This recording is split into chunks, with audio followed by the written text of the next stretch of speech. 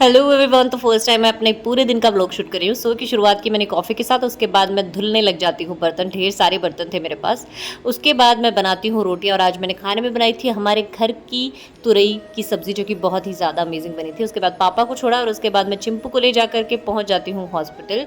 यहाँ पे हमारे चिंपू की सर्जरी हुई थी और अब उसके टाँके खुल रहे थे और इसके बैंडेज भी हुई, और मैं इसकी दवाइयाँ लेने के लिए यहाँ वहाँ घूमती हूँ, लेकिन इसकी दवाइयाँ मिलती नहीं हैं। मैंने ऑर्डर दिया है, जल्दी ही आ जाएगी। उसके बाद हमारा चिंपू बहुत ही अच्छे बच्चों की तरह वापस से स्कूटी पे बैठ जाता है, क्योंकि अब हम लोग वापस से घर जा रहे हैं। यहाँ पे रास्ते में मैं विपाशा से अपने पार्सल लेती हूँ, क्योंकि ये 3 दिन से मुझे टाल रही थी और रोज़ बहाना बना रही थी कि मैं भूल गई, मैं भूल गई, मैं भूल गई। तो मैं सोचा आज मैं ही ले लेती हूँ।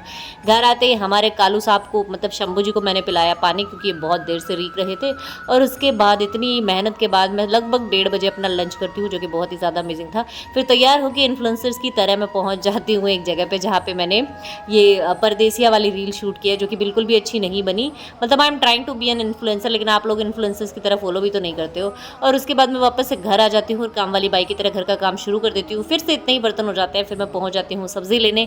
सब्ज़ी लेकर के बहुत ही टहलती टहलती मैं घर आ जाती हूँ सब्जियाँ लेकर के। और उसके बाद मुझे एक और काम मिल जाता है, वो था हमारा गायों का पीसना लेकर के आने का, क्योंकि आज पापा घर पे नहीं है तो सारे काम मुझे ही करने हैं।